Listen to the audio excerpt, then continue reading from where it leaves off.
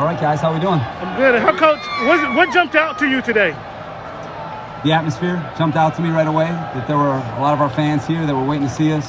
I think when we got here, just the buzz around the stadium with the concert, and then you get in here for pregame, and there's people here waiting for you. And I felt like that made it feel a lot different for our guys. And so I think that level of focus, that level of energy, it kind of got our guys going right away. And I'm so glad that we did this, because this is so much different than training camp practice. It was so different than last year.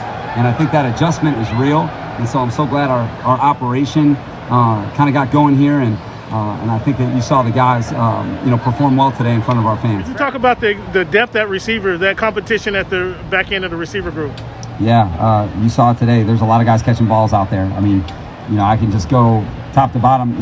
Since I've been in the NFL, this is the deepest receiving core that I've ever been a part of, in 5 years in the league. And, Ronaldo Hill's played defensive back in this league for 10 years and been coaching for 5 years. And, there's a lot of guys to cover, okay? And I've said it, and I'm not saying it for effect. I'm saying it because I mean it.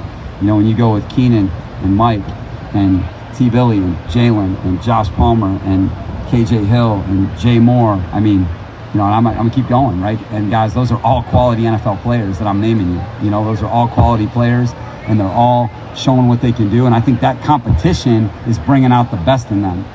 And, I think that it's going to be a strength of our team, is that receiver group. And then the kicking game is going to be a big factor about who emerges in that race, for those roster spots. But I know this, we're glad that we have all of them, because they really challenge us every day defensively.